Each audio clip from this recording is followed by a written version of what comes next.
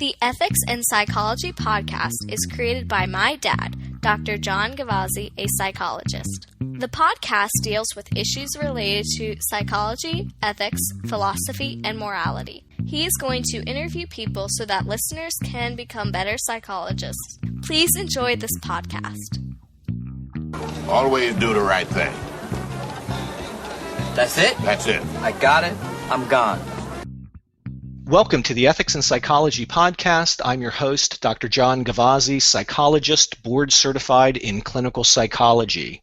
This is episode number 21, and it's going to be a little different than some of the other podcasts that I have done in the past because this is actually going to be a three-part series.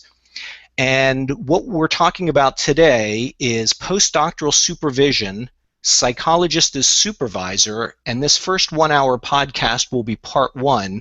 I'm with Dr. Jay Mills today from IUP, and we're going to get to him in a second. But again, I want to present this overview that this is the first in a three-part series to help psychologists obtain the requisite continuing education to function as a postdoctoral supervisor in Pennsylvania. As of December 15th, 2015, psychologists acting as postdoctoral supervisors must complete either a doctoral level university course on supervision or 3 hours of continuing education on supervision, and hopefully when you're listening to this, you are someone who's taking it for continuing education credit, or this program may be helpful for postdoctoral supervisees to understand the supervision process. So this could function in essence as a role induction for supervisees.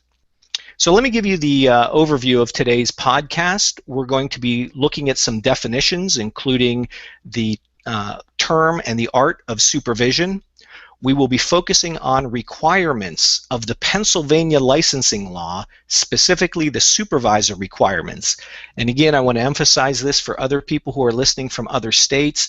This law only applies to psychologists in Pennsylvania. We're going to enumerate some of the qualities that make up a good supervisor-supervisee relationship, and we're going to finish up differentiating between supervision and psychotherapy. So the learning objectives today, which will be consistent with all three podcasts, at the end the participant will be able to, number one, describe essential factors involved in ethically sound and effective supervision. Number two, list or identify the State Board of Psychology requirements for postdoctoral supervision. Number three, explain ways to improve supervisees' level of competence, self-reflection, and professionalism. And number four, identify strategies to comply with the Pennsylvania State Board of Psychology regulations on supervision of postdoctoral trainees. So, as I mentioned earlier, I have Dr. Jay Mills with me, a psychologist and a professor at IUP. Jay, welcome to the podcast. I'm glad to be here. Can you tell us a little bit about yourself? I'm board certified in counseling psychology after a doctorate from the State University of New York at Buffalo. I was in our counseling center for 19 years here at IUP and have been in the psychology department now for almost 9 years. Okay, that's great. And I teach supervision here and consider myself to be theoretically integrationist, although psychodynamic and interpersonal in my initial training. Okay, great. And when you said our counseling center, as I may have mentioned or folks may know, Jay was my supervisor. Yes. At one time, not my postdoctoral supervisor, but my an internship I did at the Indiana County IUP Counseling Center, and he supervised me for it was a semester, correct? At least a semester. Yeah, I can't remember if it was a semester or a year, but it actually stood out to be one of the a noteworthy success for me in cross-theoretical supervision. When you asked me about supervision, I wondered, you were already licensed postmasters and a strong cognitive behavioral therapist, and I really wondered what I had to offer. And your response, I thought, was really wise in that you thought that enhancing your dynamic sense would make you stronger with cognitive behavioral work, and I think that turned out really to be true. Well, I appreciate that. That's a nice compliment. As a joke that I had said is when Jay and I were at a conference, and he said, "Yeah," and I had supervised John during his tenure at IUP. I said, "Really? I forgot about that completely. Did that really happen?" that got a good laugh, and I had to apologize profusely to Jay, and that also kind of blends in with the psychodynamic component for those of you who are paying attention at home. That's right. And Jay, again, I'm very glad that you're here because supervision of psychologists in training is a specialty area. And one of the points I wanted to make when coming up with this slide presentation is just because you're trained as a psychologist does not mean you are prepared to supervise psychologists in training. And with you teaching a course on this, and I know you've done other professional continuing education, I think you are a great guest to have in this area. So what I want to do now is read this from the American Psychological Association. It's under the Guidelines for Clinical Supervision in Health Service Psychology. I know this is, if you're seeing this on YouTube as the slideshow, it really doesn't make a lot of sense to read it, but if you're listening as a podcast, I think it makes a lot of sense to read it. But supervision is a distinct professional practice employing a collaborative relationship that has both facilitative and evaluative components that extends over time, which has the goals of enhancing the professional competence and science-informed practice of the supervisee, monitoring the quality of services provided, protecting the public, and providing a gatekeeping function for entry into the profession. Henceforth, supervision refers to clinical supervision and subsumes supervision conducted by all health service psychologists across the specialties of clinical, counseling, and school psychology. And Jay, I know there's a lot packed into that. So just, extemporaneously, how do you react to that? What do you think is important for people to know about this? This is a very important statement, and when I heard that the council was going to be issuing such a statement, I was kind of concerned about where they would end up, because it's very complicated, and even though supervision uses a lot of skills that are similar to psychotherapy, it is distinct, and much to my delight, they say that right in the very first sentence. A lot of supervision, I think, for people, and this isn't terrible, but tends to be doing to trainees what was done to me, which is not a crime, but it does not really meet the standard of a distinct professional practice, which supervision is. It has its own empirical foundations. It has some of its own theoretical models, and it's not just doing what was done to me or a rite of passage into a social organization. There are things that are above and beyond what happens in the clinical situation, as well as standards that are different than psychotherapy. So its status as defined by the Council of Representatives has really pleased me. And it also has the nice feature of some of the high points that are different than psychotherapy. And as you look through the middle sections of that definition, it really highlights those. Yeah, because one of the things that really popped out for me, and this may be a theme throughout the entire podcast series on this, is the idea that it's not only to help the psychologist in training become competent, but there's also that gatekeeping / protecting the public, which you don't really kind of get in psychotherapy. So it is, I think, foundational as part of that relationship that does make it fundamentally different than psychotherapy, because you are not only providing different services, but there is this evaluative component that goes along with supervision.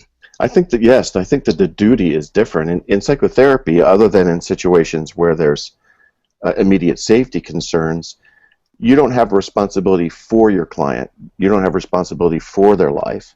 You have a responsibility to them, and you should follow your duty and meet the standards of care. But in supervision, you actually have responsibility for. And that's not just playing with prepositions. That's actually a different thing. So If your supervisee is not meeting a standard of care, that is also your responsibility, and that changes the game.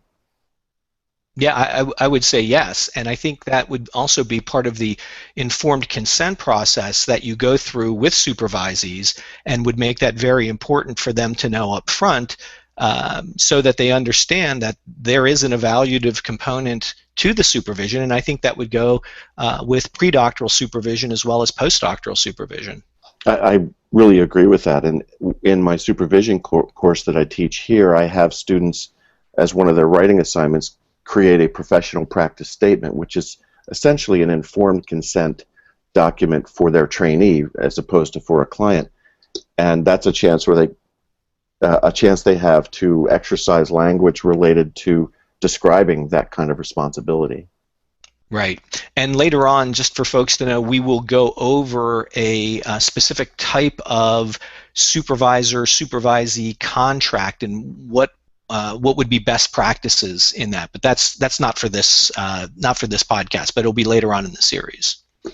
Okay, so we have that kind of mixed responsibility, not only just to help people grow as a professional, but to make sure that they're not harming the public, or that they are meeting standards for their own education and own progress as a professional. Now, there are many models of supervision, and before we started, you told me about another model, a discrimination model, which maybe you can talk a little bit about. But this presentation throughout, we're not going to suggest that one model is superior to any other model of supervision. But I think it's incumbent upon the supervisor to understand what their model of supervision is. So, Jay, even though it's not on the slide, can you give us just a little bit about what the discrimination model is? The discrimination model came from Janine Bernard, who at the time was at Purdue University. And it's when you look at supervision models, one of the groupings of models of supervision is called a social role model. And in that sense, the model is defined by the particular perspective that the supervisor is taking with the supervisee. And Bernard said that there are 3 different possible roles that one could adopt. One is a consultant, which is a somewhat of a peer approach, where you're helping them discuss issues and build skills. Another role is more of a counselor, and we can talk more about that and should. And the other one is as a teacher. So there's these 3 possible roles, and then she talked about 3 foci for supervision. They include intervention, conceptualization, and personalization. And optimal supervision is when the concerns of the supervisee are matched by the role and focus of the supervisor.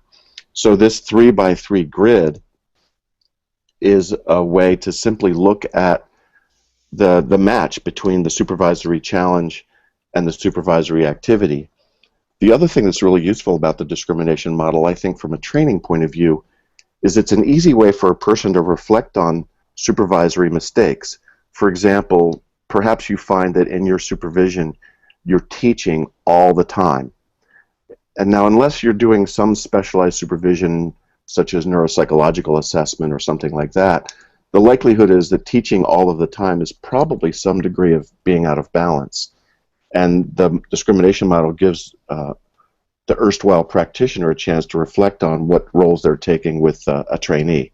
So, and I am not compensated by Dr. Bernard for this discussion, but I think it's a model that she developed from other people's theories, and it's really useful for teaching and self-reflection.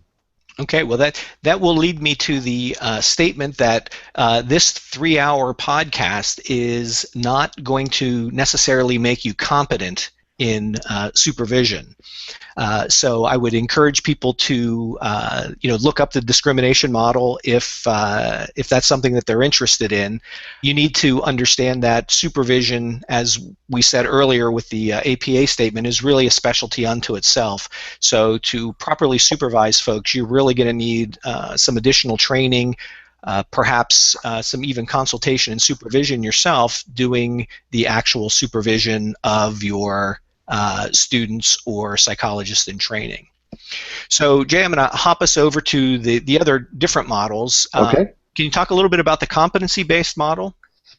Yeah, in the competency-based model, we're looking at the situation where the skills of the trainee are compared to criteria.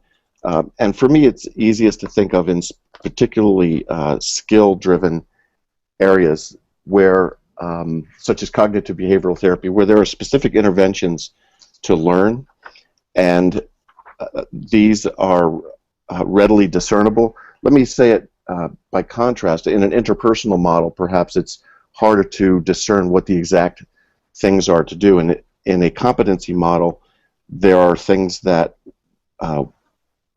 one can consider that you should have to do to be competent in an area. So I don't want to call it checklist because it's not that simple.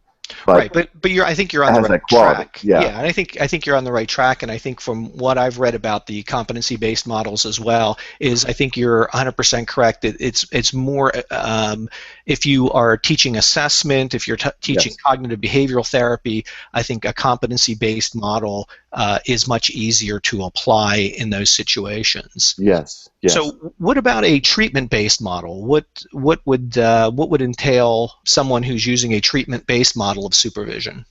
My reaction to the treatment-based model moniker is that it's a model grounded in psychodynamic therapy, in that the intention is to remove blocks to effective intervention in a supervisee. And if we go back to the original roots of supervision, in the psychodynamic situation, the only supervision basically was the treatment of the trainee.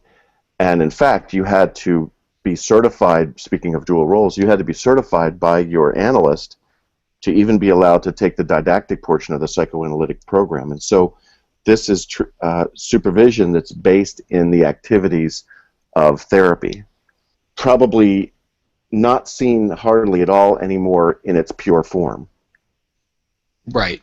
And I think some of my research looking at this ahead of time was looking at things just like you said about helping the supervisee overcome certain obstacles that they're experiencing in the treatment.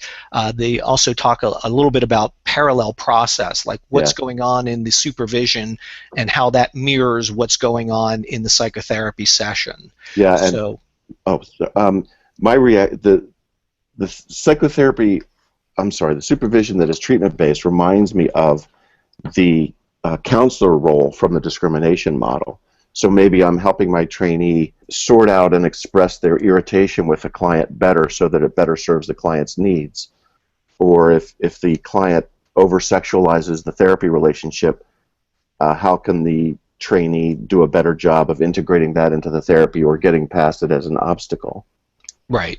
Okay, and then the developmental approach. Any thoughts on, and actually as I'm looking down the slide, the integration model, the discrimination model actually seems to fit into the integrated model a little bit more. I think that it does. The developmental approach, which has been very helpful for people in learning supervision but has held up terribly under empirical scrutiny, is basically a set of stage models in which trainees are seen as progressing through a relatively predictable set of difficulties and strengths as they go from being a neophyte to an experienced person. And some of these, like Stoltenberg's, the integrated developmental model, is a very well-described one. There are other ones as well where they look at going from needing a lot of structure and instruction and having a lot of anxiety through towards greater mastery. As I mentioned a second ago, these have not held up well empirically, which is unfortunate because they have a lot of usefulness in helping supervisors be more compassionate with trainees as well as meet their needs more carefully. So I'm a little sorry they haven't held up empirically, but I think they still remain useful. Yeah, I think they are useful, definitely as heuristics, as ways of shortcutting and thinking about what's occurring. And if I can give a plug to the Handelsman, Gottlieb, and Knapp article on the acculturation process, because that is and that's in almost every ethics podcast that I've done where we talk about ethical decision making. So if you're not familiar with that, you can go back to especially episodes 4 and 5 to get more of that approach. But that's basically what it is looking at an individual's personal values versus professional values and seeing where the emphasis is. And in a developmental approach, we want people to be able to integrate their own personal issues with their professional issues, and that shows a higher level of development as opposed to an overemphasis on personal beliefs or an overemphasis on professional responsibilities. Yeah, and one of the things I like about the acculturation model is that it speaks in practical terms about the implications of different stages of someone's growth. And that can be talked about in more detail, but some of the other developmental models are a little bit less precise in how they talk about different things, and I think that's where they lose their traction. The other thing that I think happens is that we can recycle through developmental stages, and I'm wondering if this is where things get bogged down in the research. But if you think about being an experienced practitioner, but then learning something new or encountering a new clinical problem or a new regulation or something, you can be a beginner again. And so to think about a person's whole self as beginner to advanced, I think oversimplifies who we really are. And the fact is we're at different stages on different tasks. And I think that would be very difficult to capture empirically. Okay, well, we're going to move on, and we're going to actually look at the Chapter 41 State Board of Psychology regulations for supervision. The slideshow will be available on my SlideShare account. It'll be available on the Ethics and Psychology website, and there will be a hyperlink that you can just click on. But I'm going to kind of run through a couple of these pretty quickly. And Jay, I'm sorry if I'm going to bore you, but I will stop and point out a couple of things or ask for your feedback. Mm-hmm. So some of the supervisor requirements, number one, to be currently licensed while providing supervision. Be qualified by training and experience to practice in the psychology residence area of supervised practice. So, Jay, I think you actually kind of brought that up before about, what would I have to offer? And I think, being in a counseling center, that I think you did have a lot to offer in terms of your supervision, but you had an expertise in college counseling in general. Mm-hmm. That's true. And a dynamic approach. What you brought to that in concert was you did not need me to be competent in all areas of cognitive behavioral because you already had skills in that way and you were looking to expand. And so had I been in another circumstance, I might have declined because I would not have wanted responsibility for that part of your practice. But in this situation, you were not asking me for that. Right. And so, again, you had raised the issue about neuropsychology. So if you're training somebody, if you're supervising someone in neuropsychological testing, you need to be competent in neuropsychology.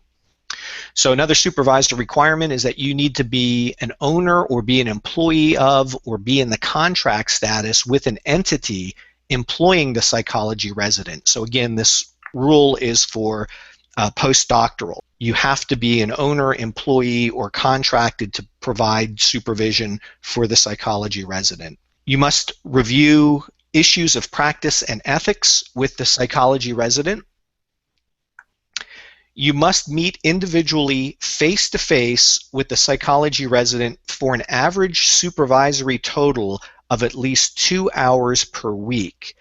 Now, I think this is important, and this is why I put this in bold face or bold type, is that this is the minimum. It's face-to-face with the resident for at least 2 hours per week on average.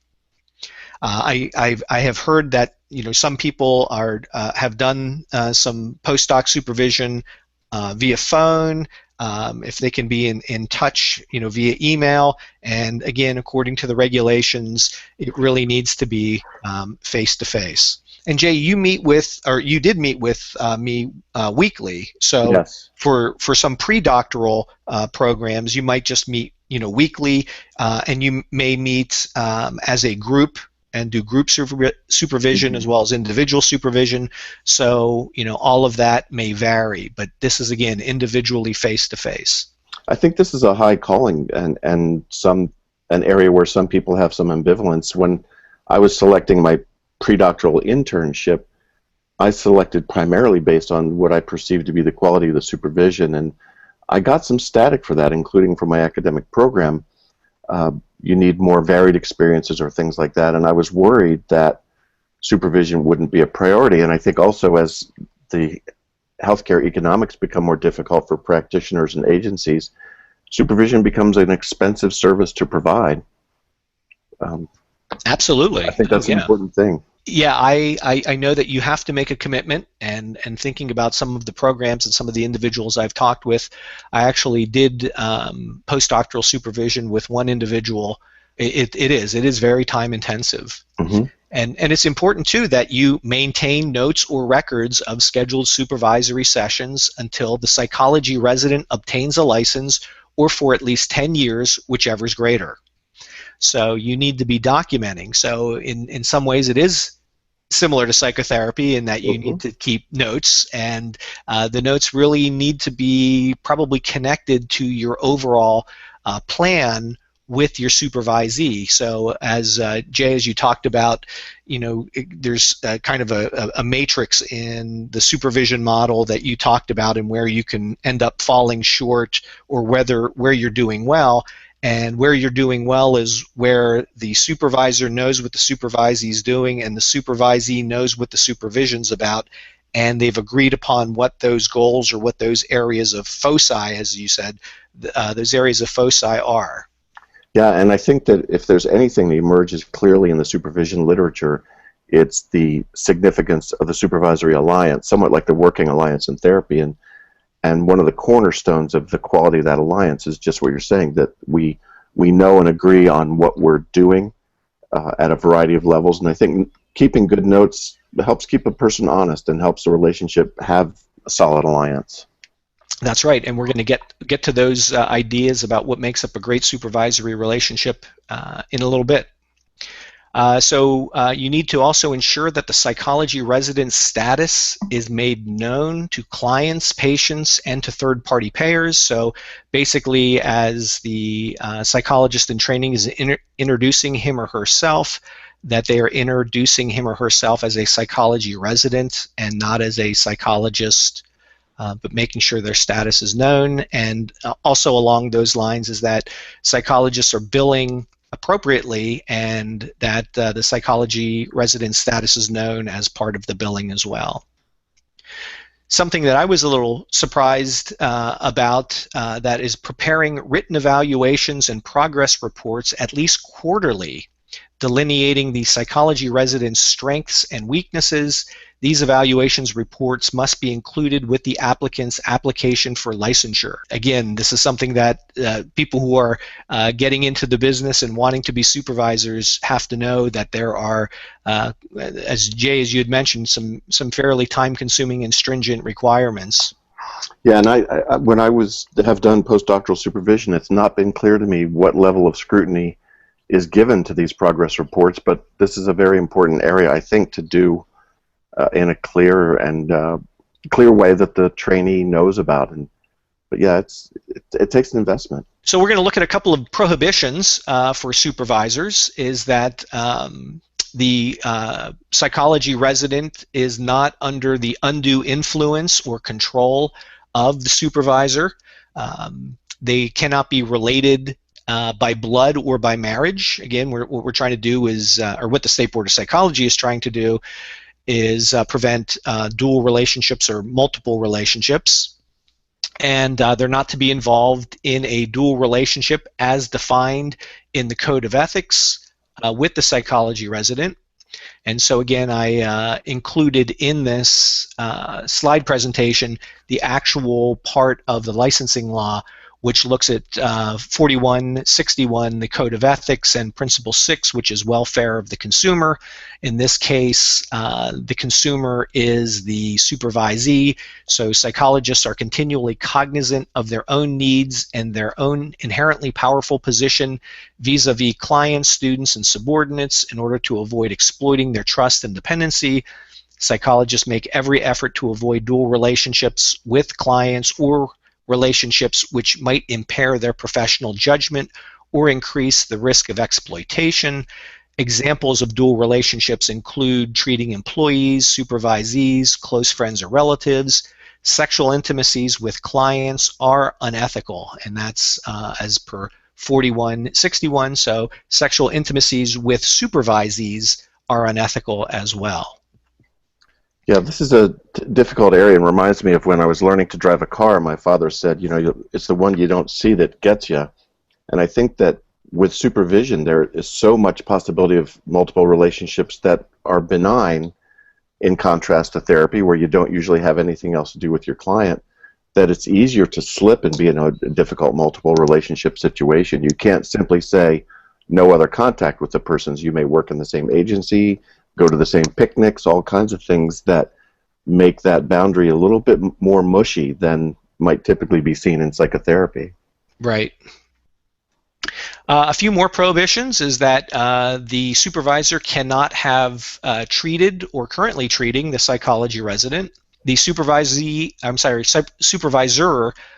cannot be the subject of an active suspension or revocation by a licensing board in the event that disciplinary action taken against the supervisor during the supervisory period occurs. The supervisor shall immediately notify the resident and assist the psychology resident in immediately obtaining a new supervisor.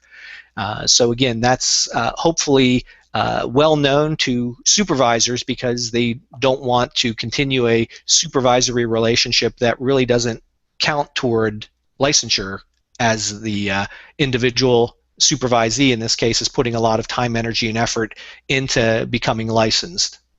Mm-hmm. Thoughts on that, Jay? Anything? No, I think it's. I'm a little bit surprised that the regulations don't have the board notifying the resident, but it's important for the supervisor to make sure they're doing that. And the supervisor cannot accept fees, honoraria, favors, or gifts from the psychology resident as well. I want a quick comment on that one, that it's important at the time that you begin supervision. If a person is not in school, I've had a person seek supervision from me simply because they wanted to improve their skills. And I didn't realize at first that they wanted to use the time towards licensure, because I didn't say that. Oh. And for a brief period of time, were paying me a fee just as a consultant. And when I realized where it possibly would head and said these hours will not count, there was a little bit of friction. I think I should have been a little bit more careful at the very beginning to say, just in case, this cannot count for licensure supervision. That's an important thing, and it's a rule that goes back to the first prohibition we talked about, in that if you're accepting fees, then it's assumed that there is the possibility of some greater influence from the resident. Sure, absolutely. And I just was speaking with another psychologist in training, and she was having some difficulty with her supervisor, and I don't want to go into all the issues here, but the point that I was trying to make was that even after they get licensed as a psychologist, if they do want more training, there's nothing in state law that prevents them from getting additional assistance, like what you're talking about, Jay, and actually pay people for consultation. So an example that I know other people have done is when they get into doing custody evaluations. Yes. So they'll want to get more supervision from a professional who does this, and you certainly can pay that person, but it's not going toward licensure. And again, I think that's the rub here, is that if it's going toward licensure, no gifts, fees, honorarium. If it's not toward licensures, if Jay, just like you were talking about, somebody says, hey, I really respect your psychodynamic approach and I really want to get some extra supervision from you, I think that's the key. Extra supervision that's not geared toward licensure. Right. The only thing helpful to the trainee is perhaps they can deduct it on their taxes or something, but that's all. Right. Absolutely. Yeah. So again, I mentioned this earlier, is beginning December 1st, 2015, supervisors have to take continuing education or have a supervision course, much like the one Jay is teaching at IUP. Develop with the psychology resident objectives to be achieved during the supervision, and I mentioned that previously, and we're going to get into that later. Be accessible to the resident for consultation and to clients and patients of the psychology resident to answer questions and respond to concerns. And I think that's very important, and I think perhaps some postdoctoral supervisors aren't aware of this. Now, something in talking with other folks, that you can also have more than one supervisor at your institution. So if you have multiple supervisors, then it's not like all of the responsibility falls on one person and that person can't take a vacation. Right. They have to be on call 24/7. I mean, you can certainly have other professionals act as supervisor in your absence, but you really need to be there for the resident as much as possible. Yeah, it's an important area where attention needs to be focused on the supervisory alliance, because you want to bolster the therapy without undermining the situation of the resident. So it's a tricky area potentially. Right. And the supervisor needs to be aware that anything that the resident does is the responsibility of the psychologist. And I think that's a huge burden, and I think that that's where the mutual trust back and forth, that when you're interviewing potential supervisees for your program or your practice, is that there is going to be a big trust factor, and that you're going to provide great supervision simultaneously that the supervisee or the resident is going to provide high quality psychological services. Mm-hmm. You have to be authorized as supervisor to interrupt or terminate the services being provided by the psychology resident to a client and or patient, and you need to be able to terminate the supervisory relationship if need be, if something is not going well. And there are cases, and I'll talk about this later, where harm is actually done in supervisory relationships.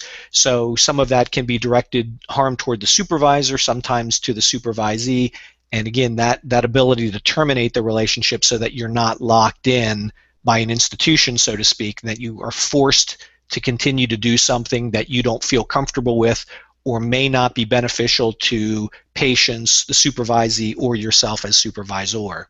Yeah, this is an important area where the supervisor needs to be aware of their agency or institutional policies and practices, so that and to me, terminating the services from a resident is a relatively extreme move that has a lot of very important consequences. But if a supervisor gets to the place where they feel like that's an important thing to do, they need to know that the institution has the necessary due process and supportive features, that's what can happen that minimizes harm to everybody who's involved. So you can't just function on your own there. You need to really be attentive to the conditions in your institution. Right, absolutely. Another responsibility is you have to be able to observe the client-patient sessions of the psychotherapy resident, or psychology resident, or review verbatim recordings of these sessions, again, on a quarterly basis. So with the advent of very inexpensive recording equipment, this really should not be an issue. When I was supervising someone, I think it was 15 years ago or so, that having a cassette recorder and the microphone, and it was just it was problematic. And now you can do it with your bow tie or something. There's ways to record. You do it with your iPhone or whatever. Yeah. At least quarterly supervision meetings where you evaluate and apprise the psychology resident about areas of progress and needed improvement. Recommend applicable professional literature and assist the resident in gaining a level of skill necessary for independent practice. In my experience, that is the best thing to do there is link it to the mandatory quarterly reporting, so it's a chant that letter of report is developed in this quarterly evaluation. My own attitude towards evaluation is that it should be going on all the time, and so ideally these quarterly summaries don't really have any surprises, but are a chance to pull it together and and lead to that report that one has to do anyway.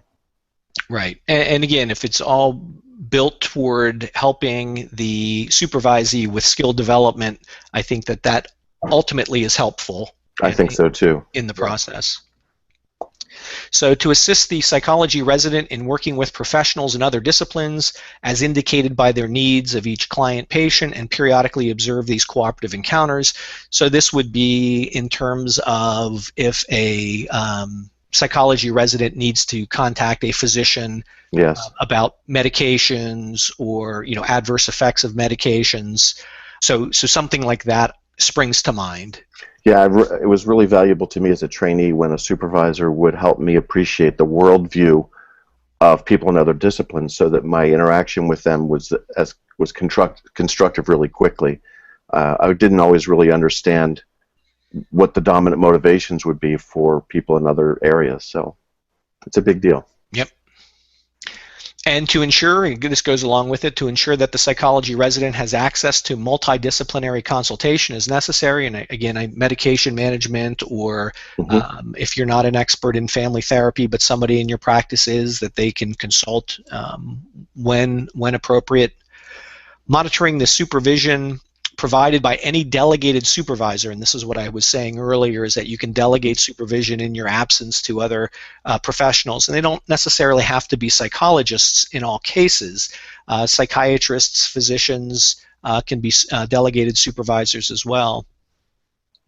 So, and at the conclusion of the period of supervision, evaluate the psychology resident's level of professional competence and the theoretical knowledge in the areas of assessment, diagnosis, effective interventions, consultation, evaluation of programs, supervision of others, strategies of scholarly inquiry, cultural, individual diversity, and professional conduct.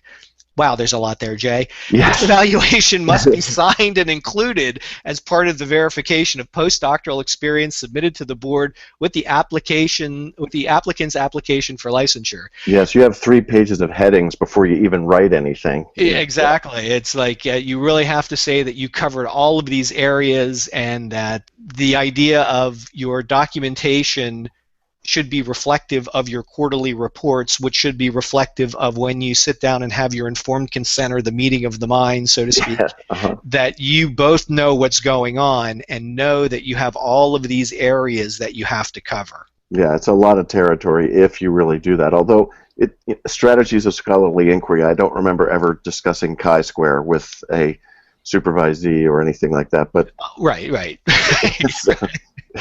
But I think they might be saying nowadays you can get a Feedly feed reader, or you can subscribe to some journals. Make sure you're up on the state of the art of knowledge. Right, and don't just use the psychology subreddit or something like that. Right, exactly. Right, you don't want that either. Yeah. Okay, so the supervisory relationship, Jay, we already started talking about this. So what makes a good supervisory relationship? In my estimation, it's an odd and optimal combination of a collaborator and authority. I think there are some times when and here comes the psychodynamic perspective, where the supervisor needs to be parental, maybe tell the trainee what to do or set standards for the person, and other times be right there in a more equal way to help them work through things collaboratively. I do think that it's important for the supervisor to be clear about this. I tell this to supervision students a lot. If the supervisor is giving an order, they need to say that I'm giving an order. If they're saying, I would kind of like you to do this, they need to couch it in that way. So that I think the optimal supervisory relationship is clear, and then optimizes firmness and supportiveness. Right. And I think that you kind of touched on points 1 and 2 on my relationship issue slide, which is, collaborative relationship that seeks to enhance the supervisee's competence. And again, it depends on what's going on in the relationship as to what role you take with the supervisee. But it's an interesting mix of teaching, evaluation, monitoring, and gatekeeping functions. And you're right, there's times when you're going to have to say to your supervisor, hey, look, I'm sorry, your supervisee. Well, maybe maybe that too, yeah. But hey, look, this is what needs to happen. I just did a couple of podcasts on the new child abuse reporting requirements. Yeah. And if you just have to say, this is what you need to do, and they say, well, I don't understand. Why can't you report it for me? Well, because you were the one who heard it, you have to do it. Yeah. So it's a mix of teaching, evaluation, monitoring, gatekeeping, where you have multiple roles within that supervisory relationship. Mm-hmm. And what I talked about earlier was the trust. There's a huge component of trust, especially when you've gone through all of the schooling and you've gone through all of your other pre-doctoral supervision, and now you're in the postdoctoral phase. You've put a lot of time, energy, and effort, and so this is the time as a supervisee, for those of you who are listening to this for role induction, to find somebody who you really do trust and you feel is a good fit, so that you can grow and learn how to become a high-quality psychologist. I think that it's really important for the supervisor to think about what it is about them that makes them trustworthy or not. So if I'm going to challenge you on a particular area of practice, I should be able to articulate why I'm setting that standard. Or let me take a psychodynamic example that sometimes could be controversial. The supervisee has been late 10 minutes several times in a row. Why, as the supervisor, am I challenging that? Is it just because I'm uptight about time, or because we're talking about the possibility of acting out and how that needs to be challenged? And I think one of the things about a trustworthy supervisor is that they hold themselves to a high standard and that their role modeling is substantial. Absolutely. So, yeah, and you have as honesty and transparency as a relationship issue. I think that's a big deal, and letting them see you make mistakes, I think, is valuable. Letting them see you be self-conscious, if that's something that happens sometimes. I'm not always completely comfortable being observed in my work because I want to Velcro on my cape and be a superstar, but we're all humans. And I think it's really valuable for trainees to be able to see that you weren't born with a beard and a PhD. So. Right, absolutely. And I also thought you were going to talk about, and I'll just say, as a supervisor, trying to think about also what position the supervisee is in, and be able to understand really what a vulnerable position that supervisee truly is in. So true. We talked about dual roles, and with psychotherapy, you can pretty much avoid them completely, but I think that the supervision trainee comes in, they start with a dual role, because on one hand they need to impress you to get a good recommendation. On the other hand, they're supposed to show you all their wrinkles. So right off the bat, they've got conflicting motivations in the best of circumstances. And if you're a supervisor who doesn't appreciate that, then you need to think about what you're doing a little further. Okay, so some relationship issues in terms of contextual factors that I have down here, and this is what, again, supervisors need to think about, is in terms of their supervisees' clinical and personal maturation, the supervisor's skill level as a supervisor, the clinical settings and organizational policies, and we've mentioned that a little earlier, but we can go back over it. The match or mismatch with theoretical orientation, that sounds familiar too, Jay. It does, yeah. If both the supervisor and supervisee are open to learning. So let's talk about the first issue about clinical and personal maturation. Some supervisees will probably come in very young, very inexperienced, and may not be as mature as you may hope that they would be. Yeah, and what form does that take? I think of my idea that being a psychologist to me is not a job. It's more than that. It's something that I am, not just what I do. And I don't know if students feel that yet. And what does that mean? Do we talk about how they dress? And I'm probably going to worry about being a little bit conservative on that. What are you communicating by how you dress, or where you socialize? How much should you, if at all, curtail your personal life because of your role? And I think there's a lot of possible areas where discussions could be difficult. And I think that the supervisor also needs to look at their level of skill. And again, when we talked about if somebody is looking for a neuropsychologist as supervisor, and that's not really who you are, that's where the transparency and honesty needs to come in, is, hey, I'm probably not a good fit for you. You may need to look toward other people.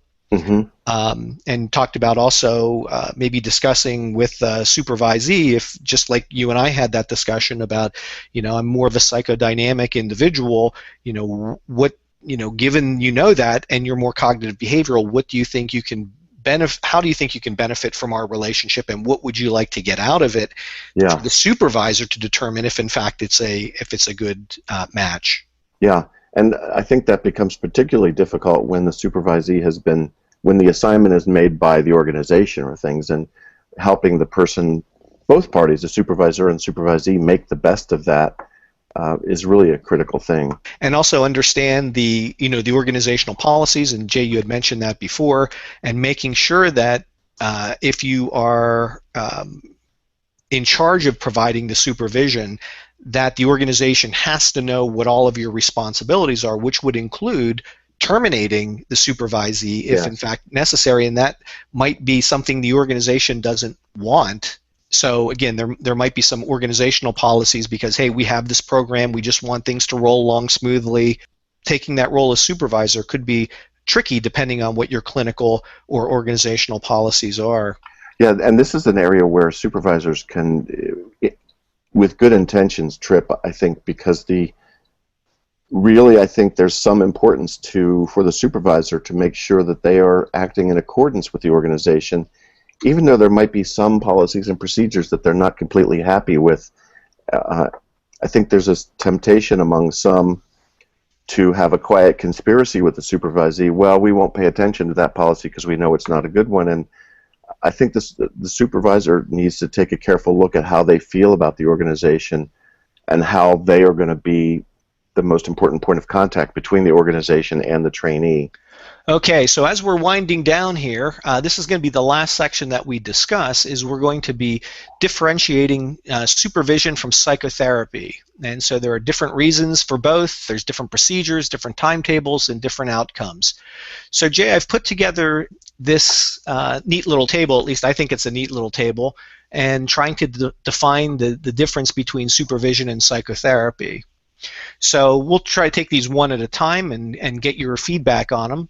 Good. Supervision, the purpose of supervision is to enhance the competence of the psychologist in training, to protect the public, to monitor service quality, and to function as a gatekeeper. And showing my transparency, I just basically pulled that off of the APA definition of what supervision is. I think it's a good thing. I like the product there. They'd had good discussions. Yeah, and the purpose of psychotherapy, and again, I just kind of made this one up, is about you work on emotional and behavioral concerns and personal growth. I'm sure I'm missing many things from different models and different domains of psychotherapy, but thoughts on that? Well, it's sort of like a lot of psychology. What I like about it is it's open to all kinds of possibilities. At the same time, it doesn't give us instruction in some areas that we might want.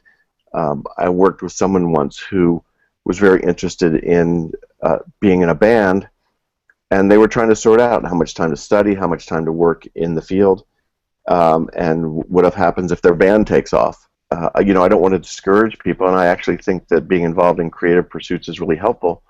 I'm not exactly sure what I'm saying about it, except I think that the definition really reflects the reality that we're talking about. You also think about the settings that we work. We work in medical settings, we work in drug and alcohol settings that have their own set of ethics and laws that are different. And you have to, I think, embrace the complexity of the situation we're really in. Under the supervision domain, although it's open to a lot of different possibilities, it really doesn't capture the complexity of what the supervisor might be facing, depending on the clinical setting, depending on the responsibilities, the organization, etc. Yeah, and actually I think that's a better way of saying what I said. That you don't know what you're going to encounter. You don't know what the challenges are.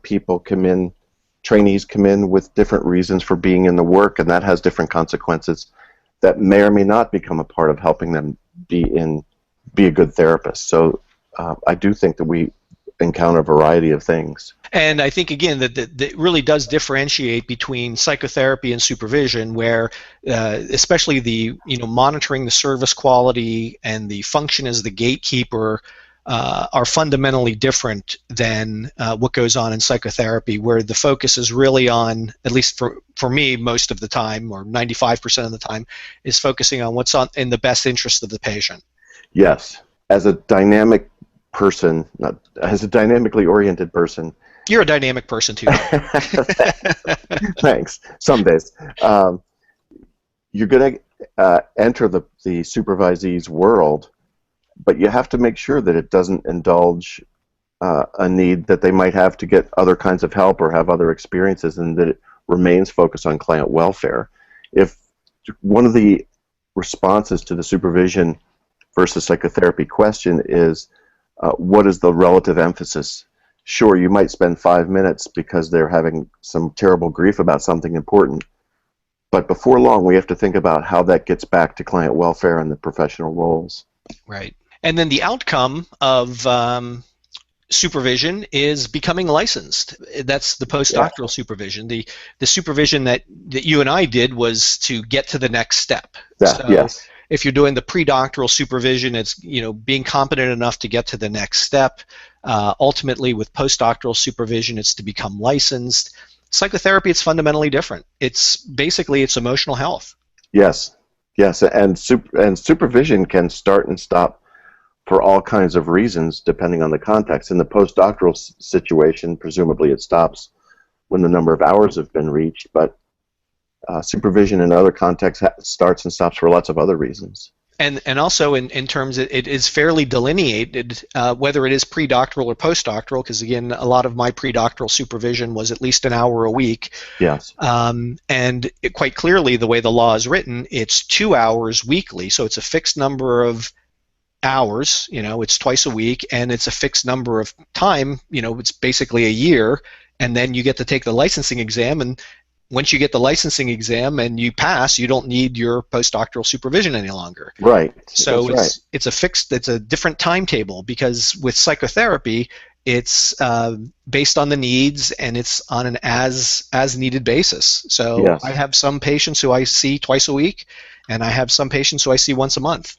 Yes, and it's not prescribed. Well, it's sort of prescribed by some payers, but for the most part, it's for the client need. Yeah. And so the last differentiation between supervision and psychotherapy is that, in terms of the interaction, there are learning objectives, there's teaching skills. It's what you talked about, Jay, the different roles, the evaluative performance, the providing the feedback. So all of that is an integral part and a different skill set, so to speak, for supervision as opposed to psychotherapy, which would be treatment planning, listening, and reflecting. Now, of course, you do that in supervision as well. Diagnosing, well, you may do that in supervision, but it depends on how transparent you want to be. That's right. Yes, yeah.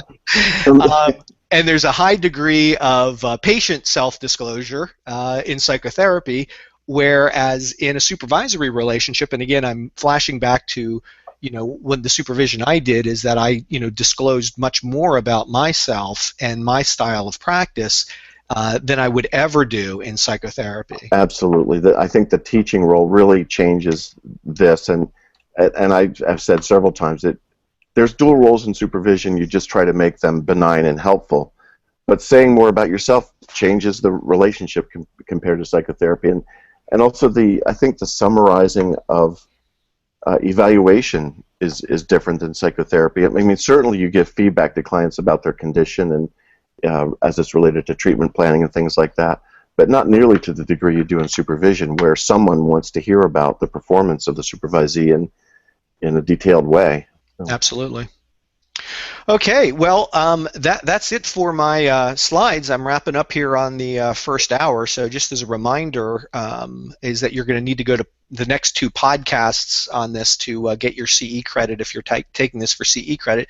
If you're doing this for role induction, I hope that this has really helped you understand what you're getting yourself into.